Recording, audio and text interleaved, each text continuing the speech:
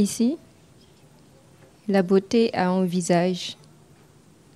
Il faut avoir un cou de biche, des dents impeccablement blanches, légèrement écartées au milieu.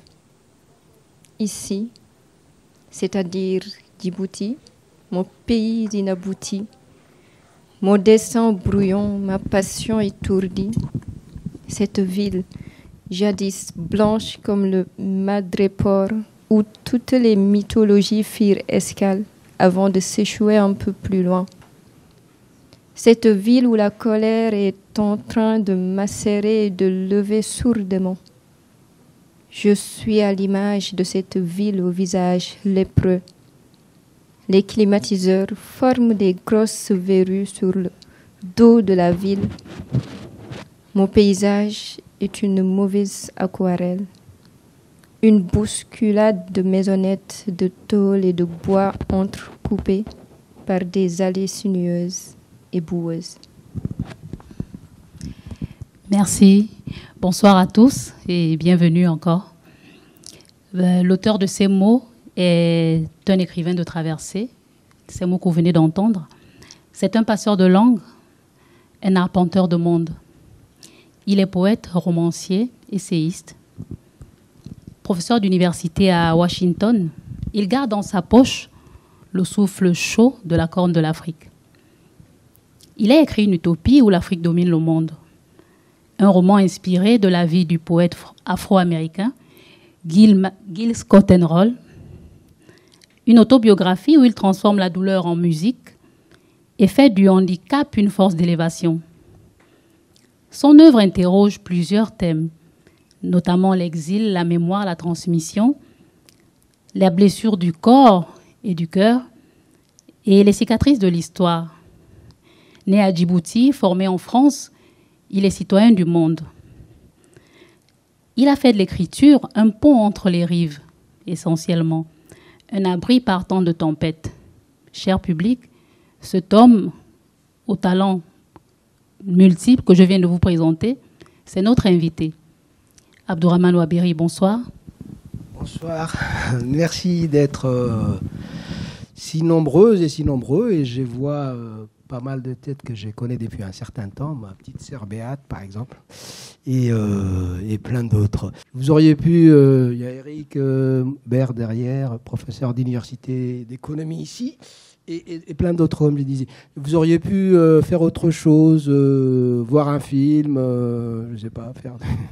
Mais vous êtes venu ici, au fait, on réjoue cette scène primordiale que nos ancêtres avaient déjà inaugurée, c'est-à-dire se réunir dans un lieu autour du feu et se raconter des histoires le temps d'une veillée. Donc, en fait, on est en train de faire une espèce de veillée laïque, municipale, mais c'est quand même toujours la même chose. Donc, merci d'être là et on va faire une veillée ensemble.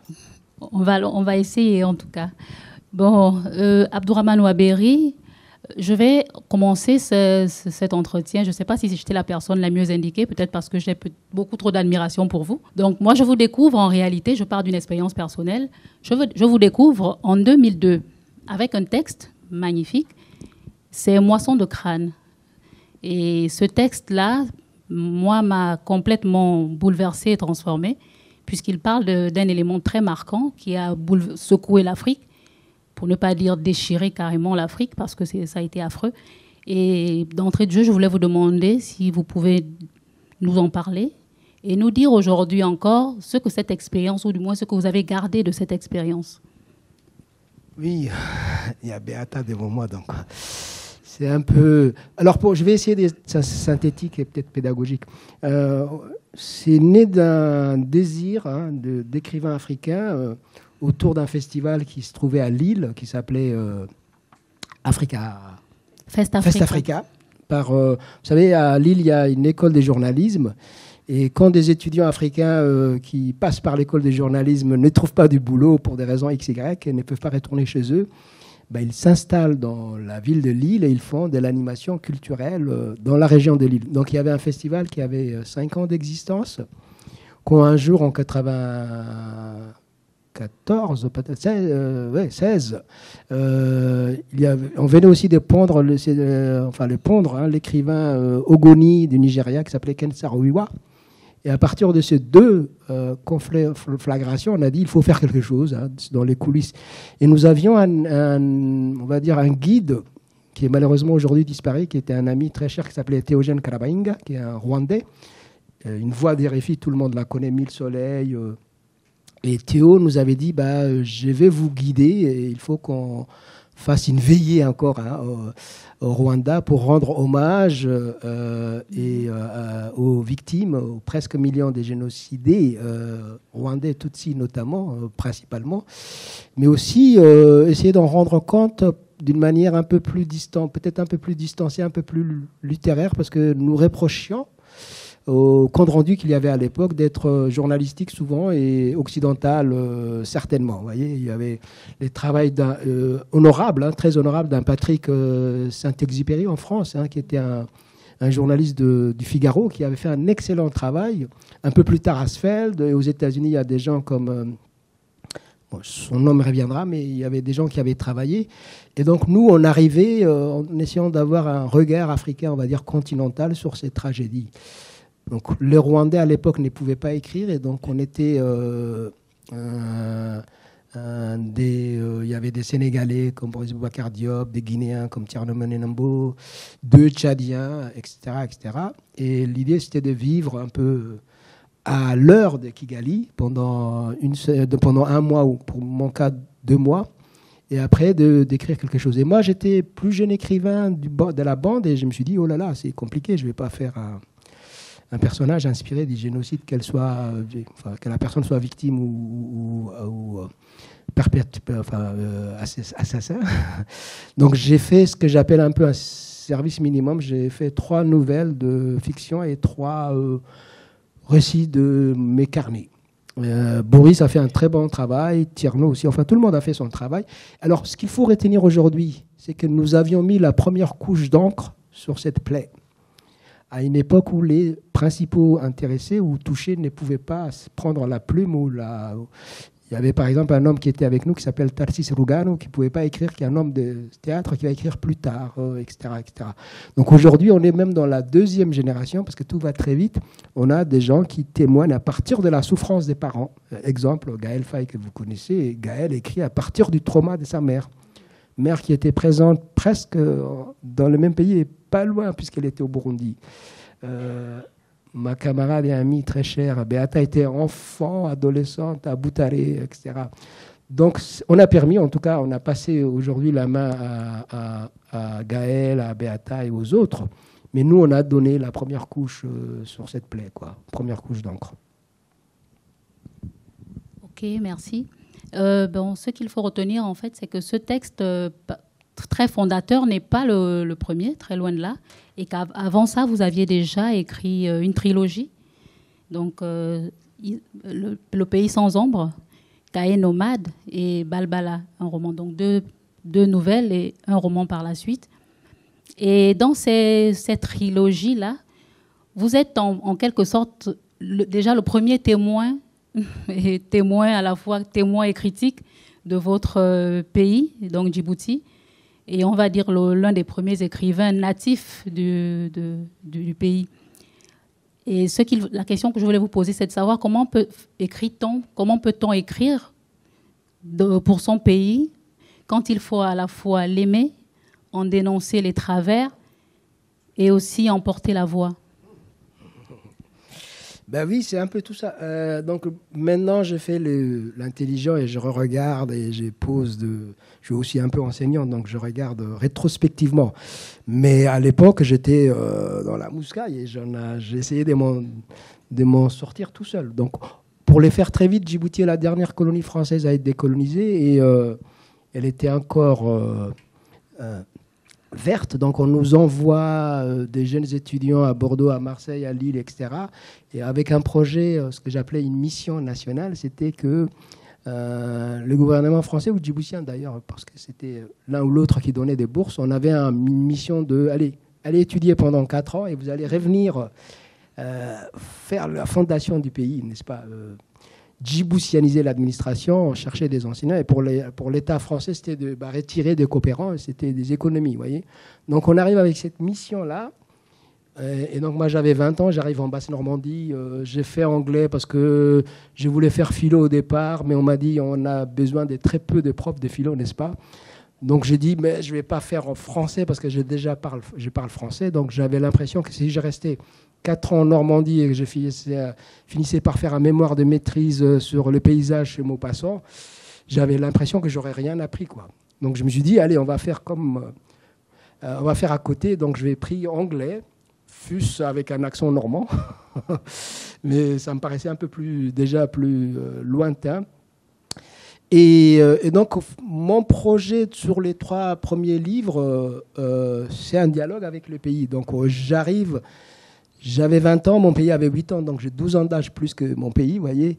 Et le temps que j'ai même pas fini mes études, le pays avait déjà pris aussi une tournure très autoritaire. Et il y avait des gens emprisonnés, etc. Il y avait un début des guerres civiles. Et donc la question, c'était pourquoi d'abord je suis ici, qu'est-ce que j'ai fait là, comme dirait l'autre, et pourquoi les gens qui m'ont envoyé ont déjà aussi trahi leur mission, vous voyez. Et j'ai commencé aussi à avoir une copine française, et donc retourner à Djibouti, ça devait être compliqué. Et la seule voie honorable que j'avais trouvée, c'était d'un peu différer, de faire des études un peu plus longues. Donc, je suis embarqué sur un 2A. J'ai commencé à écrire. Les 2 premiers livres ont été reçus plutôt avec un peu de fierté parce que c'était des nouvelles assez littéraires. On ne comprenait pas trop où j'allais en venir. Et avec le roman, ils ont dit « Ah non, mais ces garçons, il est... » Enfin bref, le gouvernement, les autorités m'ont appelé... et ont essayé de m'embaucher, on va dire, et puis ils ont vu que je n'étais pas très honorable. et donc je suis rentré dans un espèce de jeu où j'étais à la fois déjà presque un ambassadeur, puisque c'était les mots du président de l'époque, et en même temps un ambassadeur paradoxal qui ne vivait pas dans son pays, quoi. Mais moi, comme j'étais de la littérature, et notamment de la littérature dite française ou francophone, quand j'ai travaillé l'archive djiboutienne, j'ai dialogué déjà avec les Kessel, les Rimbaud, les Landre, etc. Et quand j'ai dialogué avec la littérature africaine, par exemple, j'ai dialogué avec Sambène, je sais pas, Katé Biassine, René Depestre, etc. Parce que je sors. D'ailleurs, ce que vous lisiez vient d'un cahier. Moi, je connais les réminiscences. Ça vient d'un cahier d'un retour au pays natal, hein, cette bousculade, etc. La ville que décrit les narrateurs du cahier. Et à Djibouti, les gens disaient « Oui, mais tu dis du mal déjà de ton pays » parce qu'ils voulaient que je fasse une belle image du pays. Mais après, je disais « Mais vous vous rendez compte, moi, j'ai fait 60 kilos, je ne suis pas l'agence du tourisme. Moi, je suis au mieux un individu qui essaye de faire de la littérature. Tu vois. Je ne suis pas là pour dire c'est bien ou pas bien du pays. » Mais bon, bref, on est déjà rentré dans cette... mais qui était aussi un travail, enfin, on va dire une discussion une relation très classique. Les écrivains francophones des jeunes pays étaient tous plus ou moins des relations très difficiles avec leurs pays respectifs. C'était l'exil à une époque, jusqu'à aujourd'hui d'ailleurs. Hein. Parfois la mort, parfois la prison, et c'est un classique. Donc comme j'avais lu mes classiques, je connaissais et je prenais mon cas de figure comme avec distance, voyez. Donc c'était un peu plus compliqué pour mes enfants, par exemple, qui m'ont dit ouais, mais tu fais les beaux, tu nous parles de Djibouti, on dit que tu es l'ambassadeur de Djibouti, mais nous on ne peut même pas mettre les pieds là-bas. Ça sert à quoi ton truc que tu nous racontes, n'est-ce pas? Mais moi j'arrivais à gérer ça. J'arrive toujours à gérer ça. D'accord. Ce que Abdourahmane Ouaberi hésite à vous dire lorsqu'il dit que ses œuvres ont bien fonctionné au début, c'est que, bon, bien entendu, je n'ai pas pu ici énumérer tous les prix et nominations qu'il a eus, parce que sinon on n'en finirait pas avant demain. Donc c'est ce qu'il essayait modestement de vous dire en disant que ça a relativement bien marché. Pas dit ça. Donc la liste de ses prix et distinctions est tellement longue que... Bon, je sachais juste que c'est quelqu'un de très nominé. Et déjà pour un de ses textes, c'est l'avant-dernier, Pourquoi tu danses quand tu marches, il a été quand même sur la liste des Renaudot. Donc, c'est pas n'importe quoi. Juste pour en parler. Maintenant, nous allons lire un extrait aux États-Unis d'Afrique pour passer à un autre texte. Mamsel, d'ailleurs, a déploré le silence des responsables politiques du premier continent quant aux questions cruciales touchant l'avenir de la planète. Le porte-parole des États-Unis d'Afrique, son Excellence El Hadj Seydou Touré, nous a habitués à un autre son de minaret. Il a déclaré que la priorité numéro 1 reste le maintien de la paix dans l'Europe occidentale. Puis, il s'est montré relativement optimiste à propos de la signature d'un cessez-le-feu dans la région du Midwest et au Québec, où les chefs de guerre francophones ont réitéré leur volonté d'en découdre avec les incontrôlables milices anglophones dans la région de Hull, toute proche de l'ancienne capitale, Ottawa, placée, elle, sous couvre-feu et protégée par des Cax bleus nigérians, chypriotes, zimbabwéens, malawites et bangladeshis. Le conseiller fédéral, la plus haute autorité politique de ce qui reste du Canada, le fier aborigène William Neville Ottawa, est resté très vague s'agissant du calendrier qui prévoit l'assouplissement des lois d'exception. Sir Ottawa a violemment rejeté le terme d'apartheid utilisé par une certaine presse ignorant tout des conditions de vie des Blancs dans le Canada de ses ancêtres. Pourtant, Human Rights Watch et El Hombre, forts de leur longue expérience dans ce bourbier nord-américain, ne cessent de tirer la sonnette d'alarme. Merci Wessner. Et en fait, dans ce texte, qui est, on va dire, le 9e ouvrage, si je fais bien le compte, et là je doute d'ailleurs, peut-être le 12e ou le 13e. C'est plutôt, d'accord, le 5e ou 6e, d'accord. Donc, dans ce texte, aux États-Unis d'Afrique, vous rompez complètement avec une vision de l'Afrique, jusqu'alors présente dans vos textes, dans vos précédents textes. Donc, une Afrique marquée par les guerres, par la famine, la souffrance. Et là, vous imaginez, vous renversez complètement la carte du monde, et aussi la géographie mentale, héritée de la colonisation, complètement. Et vous imaginez cette Afrique forte, puissante, qui est à la pointe du développement. D'où vous est venue cette inspiration? Ça, c'est ce qui m'a intriguée, parce que vous êtes le pionnier dans cette pratique-là. D'où vous est venue cette inspiration-là, l'inspiration de cette utopie? Et aussi, qu'est-ce que vous voulez dénoncer, ou alors qu'est-ce que vous dénoncez, ou encore qu'est-ce que vous espérez à travers cela? Est-ce que vous croyez aux esprits? Je demande à tout le monde. Ah, d'accord. Non, parce que je fais pas, c'est pas une question rhétorique, parce qu'il y a quelqu'un qui vient de rentrer et qui a à voir avec ce roman. Il s'appelle Guy Lenoir, je crois que c'est un acteur de la scène africaine et de la scène bordelaise. Je ne sais pas, je ne vais pas l'embêter, Guy, mais qui dirigeait un théâtre à une époque et qui m'a fait une carte blanche, comme on dit, en me disant, écoute, Abdourahmane, est-ce que tu ne peux pas m'écrire une pièce? Cet été, il y a des gens qui vont jouer. Et il m'explique que les projets, c'était les migrants, enfin, on va dire les immigrés marocains, par exemple, ou maghrébins, qui viennent d'Amsterdam. Ils passent sur la RN7 pour aller chez eux en Algérie ou au Maroc. Et puisque lui, il travaille à Bordeaux, il a dit, je vais... Et un jour, Guy m'a, vers 2003-2004, demandé un petit texte et je lui ai donné un texte. Et c'était le premier chapitre des États-Unis d'Afrique avec cette idée de renforcement. Parce que je me suis dit, Guy, tiens, il veut me faire jouer l'Africain et donc il va voir ce qu'il va voir parce que la Méditerranée, ça se traverse dans l'autre sens. Je ne sais pas s'il se rappelle, mais en tout cas, la provocation était née de la commande de Guy Lenoir ici présent et qui vient de rentrer à l'instant quand on parlait de ça. Moi, je crois aux Arusha depuis longtemps, mais bon, il y a aussi les Haïtiens ici, les Loa, tout ça, on connaît, mais bon, les Européens se débrouillent. Moi, je ne crois pas au hasard que Guy vient de rentrer juste dans cette salle comme ça. Guy Lenoir. Voilà. Ah. Donc tout ce que je raconte est vrai, hein, monsieur Lenoir. Tout ce que je raconte est vrai. Oui. En plus, il s'appelle Guy Lenoir, donc je ne sais pas si vous y voyez. Donc c'est un roman en noir et blanc, mais ce monsieur il est pour quelque chose. D'accord, ok. On peut faire une réponse fausse et afrofuturiste, mais comme il venait de rentrer, j'ai dit la réalité. Ok, bon, bienvenue à Guy Lenoir.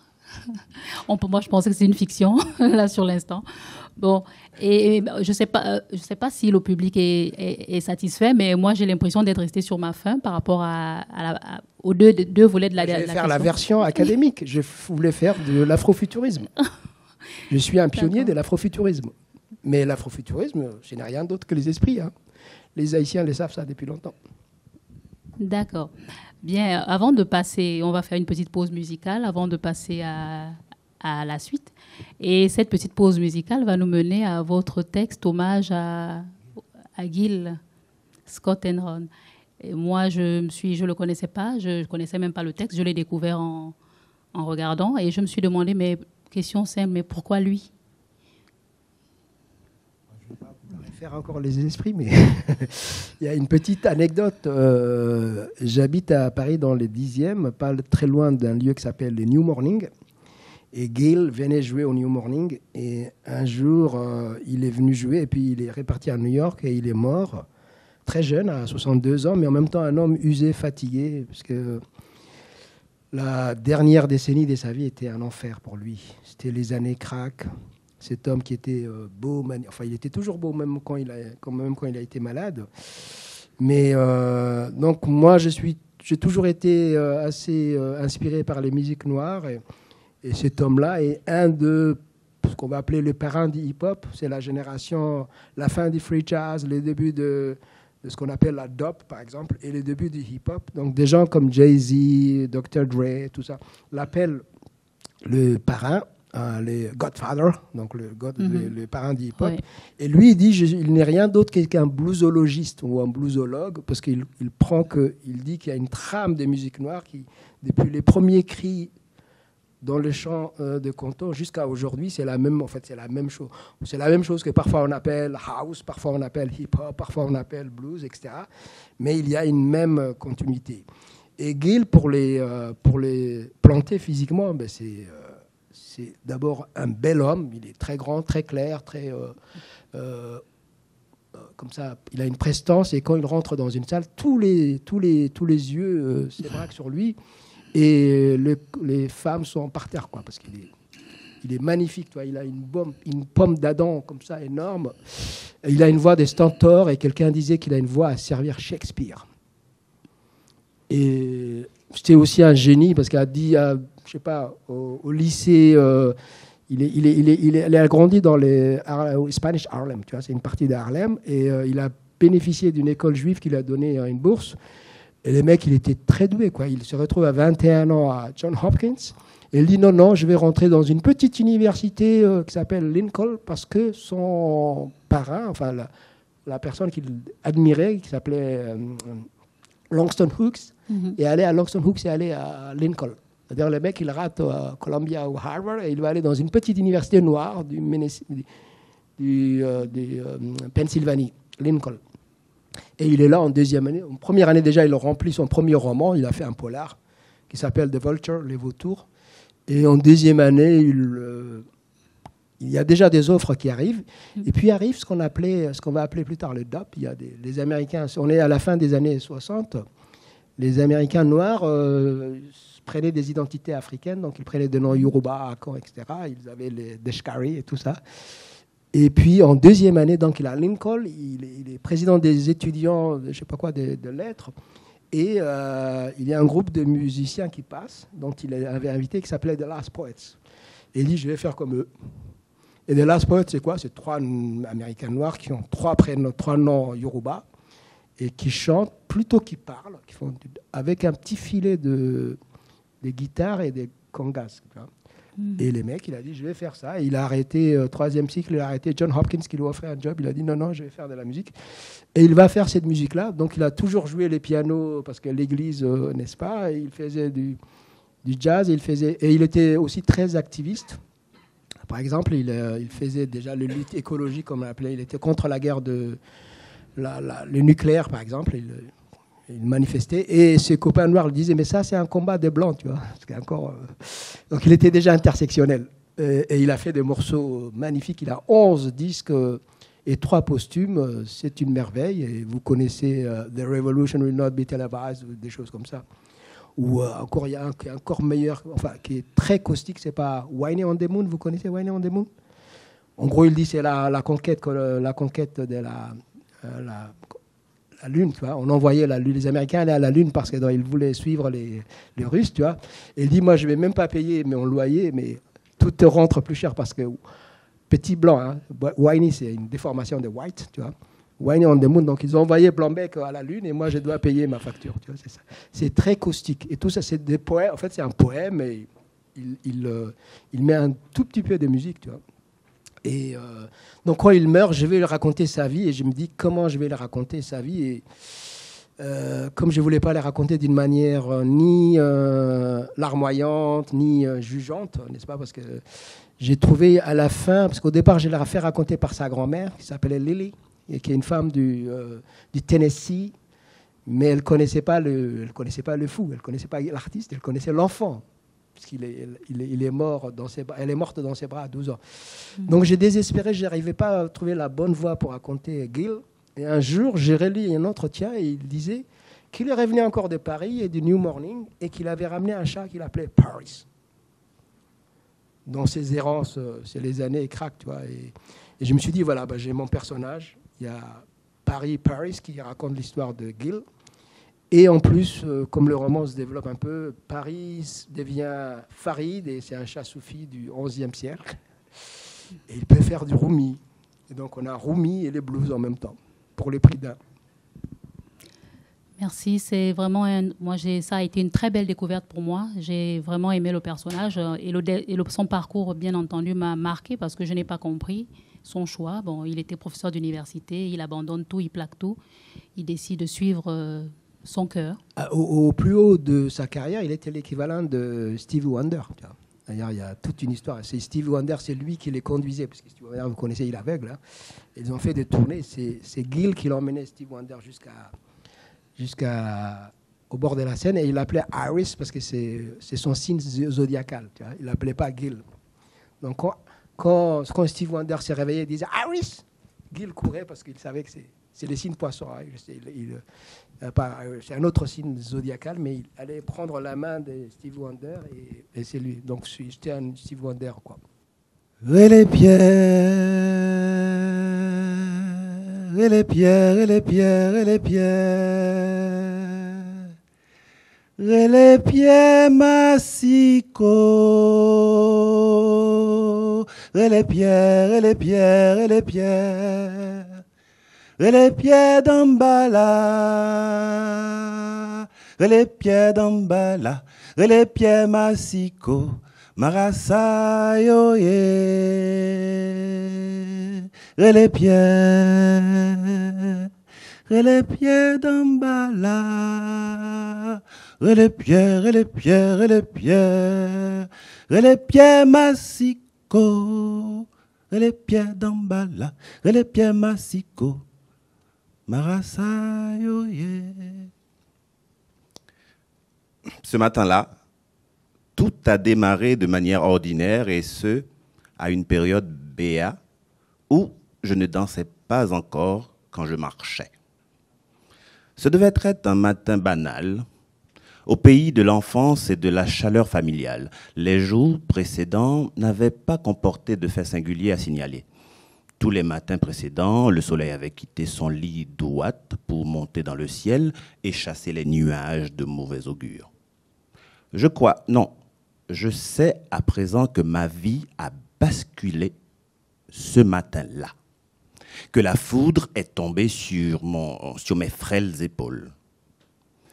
Ma mère me dira plus tard que le ciel était clair, étonnamment clair, mais comment pouvait-elle en être certaine? Ce qui est sûr, c'est que je me suis levé tôt ce matin-là, que j'ai attendu ma mère sur le rebord du lit. Je l'ai attendue un long moment. Puis elle est arrivée sans un mot.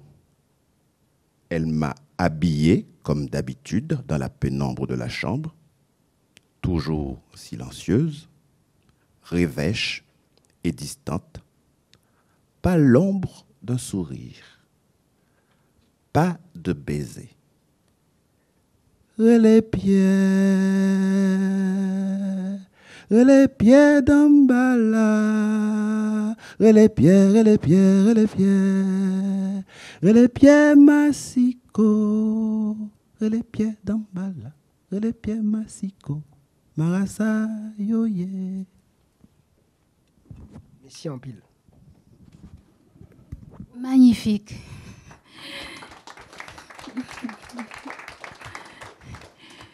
Merci pour ce moment très émouvant qui colle parfaitement avec la suite de ce que nous allons enchaîner maintenant là. C'est vraiment touchant, merci. Ces mots que vous venez d'entendre, la chanson, bien entendu, non, mais les mots que vous venez d'entendre sont de Aden, le personnage principal des 2 derniers romans de Abdourahmane Ouabiri.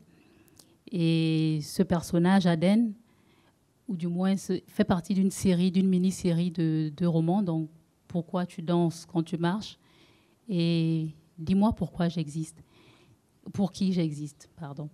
Et ce personnage, Aden, ce personnage particulier, commence en fait son chemin par une question ou du moins un parcours mémoriel très douloureux, et il entame son chemin de la mémoire à partir d'une question simple que va lui poser sa fille, toute simple. Pourquoi tu danses quand tu marches? Et cette plongée mémorielle va se poursuivre dans le 2e texte, bien entendu, avec justement la souffrance en héritage, en quelque sorte, qui va être transmise à la fille du personnage Aden. Et là, je voulais poser une question assez sensible. Moi, je suis touchée. Quand j'ai lu les textes, et ça m'a vraiment touchée, parce que cela relève de l'ordre de l'intime. Et je voulais savoir, te demander à Ouabiri ici, comment faire pour écrire l'intime sans se trahir? Faut vieillir, je crois. Merci d'abord d'Ambala, parce que les esprits encore... Et ces 2 derniers romans font partie d'un diptyque sur la mémoire, mais surtout l'enfance, mais surtout aussi la douleur et l'handicap. Et je ne voulais pas y aller, évidemment, là-bas. Il faut avoir un peu... Parce que j'ai boité depuis l'âge de 7 ans, donc ça faisait des décennies que j'ai boité, mais longtemps, j'avais réglé ça en disant il y a plus malheureux que moi, j'ai une forme très légère de poliomyélite. J'aurais pu devenir hémiplégique et blablabla. Et surtout, quand j'étais plus jeune, tu me dis, tu boites, j'allais dire, allez, on va régler ça à coup de, en duel, n'est-ce pas? Mais j'ai une fille, là, j'ai 3 enfants, et donc la dernière est une fillette. Et cette fillette a eu l'occasion justement de me poser, parce qu'elle entendait dans la famille une petite musique qui disait, tu ne peux pas demander à ton père ça. Et donc, c'est la prévenance, hein, les tantes, les oncles, etc., qui disent « Tu sais, ton père, tu ne peux pas lui demander ça. » Et cette enfant, maintenant, aujourd'hui, elle est plus grande, mais à l'époque, elle disait « Mais c'est père qui a l'air normal, mais à qui il ne faut pas demander certaines choses, c'est quoi ?» Déjà qu'il ne peut pas rentrer dans son pays. Ça, c'était un problème déjà, et qu'elle n'a pas vu ce pays. Et là, on lui disait le ça, c'était il ne conduit pas, il ne monte pas à vélo, il ne fait pas du ski, et encore moins du skate ou de roller, tu vois. Et donc, les gens qui lui disaient ça dans la famille disaient « N'embarrasse pas ton père », tu vois, etc. Et les enfants, ils sont un peu cruels. Elle me demandait, quand je l'emmenais à l'école dans le 10e à Paris, elle me disait « Toi, je t'ai jamais vu », parce qu'il y avait des gens qui avaient des skates. C'était la mode du skate, tu vois, déjà, il y a quelques années. Et elle disait, toi, je t'ai jamais vu en skate, etc. Et un jour, je me rends compte, j'ai dit, ah oui, en fait, tu me parles. Parce qu'elle me disait souvent des choses comme ça, du genre, est-ce que tu as déjà monté un skate? Papa, je t'ai jamais vu, ceci, etc. Et un jour, je comprends. On dit, ah oui, elle parle de mon handicap, en fait. Here we go, comme disent les Américains. Donc, c'est peut-être le moment de régler ça, quoi. Et donc, moi, je suis on va dire un conteur, n'est-ce pas? Je ne vais pas lui raconter... donc, j'ai dit, je vais te raconter un roman, une histoire. Et le titre a été presque trouvé par elle en disant, pourquoi tu danses quand tu marches? Et pour ça, à chaque fois quand j'ai un nouveau livre, j'essaie de travailler avec aussi un genre. Par exemple, aux États-Unis d'Afrique, c'est Voltaire et Swift pour le côté... caustique et moral, mais c'est aussi le récit de voyage, vous voyez.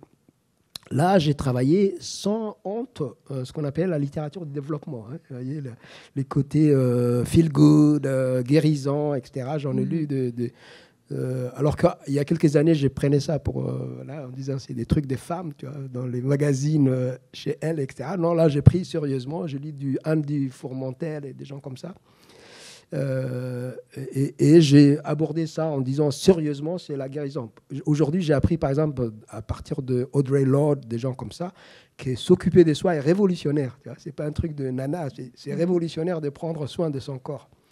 Donc, comme disent les Américains, le corps est politique, les privés est politique, et c'est soigné est politique. Alors que les vieilles générations pensaient que c'est...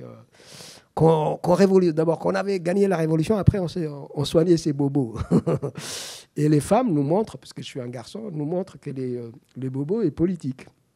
Donc j'ai dit, c'est peut-être le moment. Probablement que mes garçons avaient aussi posé les mêmes questionnements, mais à l'époque, j'étais sourd et muet, évidemment. Je n'entendais pas ce genre de choses. Il a fallu que je dépasse la cinquantaine d'une part, et que d'autre part, je dise, que je me regarde en disant que ma jambe est politique. Je peux faire de la philosophie à partir de ma douleur. Et je découvre quoi? Un, j'avais un trauma, on va dire, que j'ai caché depuis longtemps. Et deux, j'avais une relation compliquée avec ma mère. Et j'ai compris que ma mère, que j'appelle aujourd'hui ma mère de poche, parce que j'ai l'âge où on devient les parents de ses parents, n'est-ce pas? Elle me fait plus peur, évidemment. J'ai même peur pour elle. Mais que ma mère était une jeune femme nomade. Enfin, elle vient de l'arrière-pays nomade. Et elle a épousé mon père, qui n'était pas beaucoup plus vieux, et c'est surtout qu'elle a perdu un enfant avant moi. Et du coup, c'est choses qu'on cache, quoi. On croyait que... Donc, on présentait comme l'aîné, alors qu'il y avait déjà un enfant qui était parti, tu vois. Et comme j'étais un peu maladif et souffreteux, elle disait, celui-là aussi, il va partir. Du coup, elle avait un peu... On n'apprend pas. Là aussi, j'ai appris qu'on ne devient pas femme, qu'on ne devient pas maman. On apprend. Et donc, en fait, elle me refourguait à la tante, à la grand-mère, etc. Et j'ai raconté ça en disant, je dois avoir un souvenir un peu...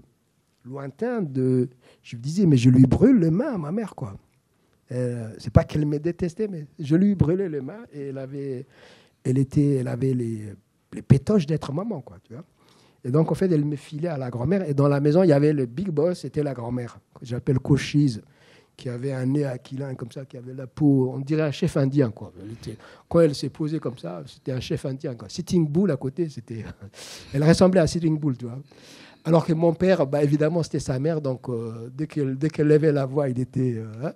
et ma mère encore, puisque c'était la belle-fille, tu vois. Donc, c'était Sitting Bull qui m'a élevé, quoi, qui s'appelle Cochise dans le roman. Et donc, en allant dans cette région-là de ma vie, j'ai à la fois soigné ma douleur, mais j'ai compris aussi celle de ma mère, quoi. Et pourquoi j'avais certains comportements, j'allais dire, presque. D'ailleurs, avec mon frère aussi qui suivait, et... ma mère a dû apprendre à être plus mère avec les autres, heureusement pour eux. Tu vois. Mais avec les deux premiers, elle était en stage, quoi. C'était un peu chaud. Merci. Donc, sur ces belles paroles, nous allons clore la séance communication et passer à la séance dédicace. Alors, nous remercions tout le public, la bibliothèque notamment, s'il y a des représentants ici, et nos excellents lecteurs. Merci encore. Merci. Merci Abdourahmane Ouabia. Messi en pile, je vais le dire en créole. Messi en pile.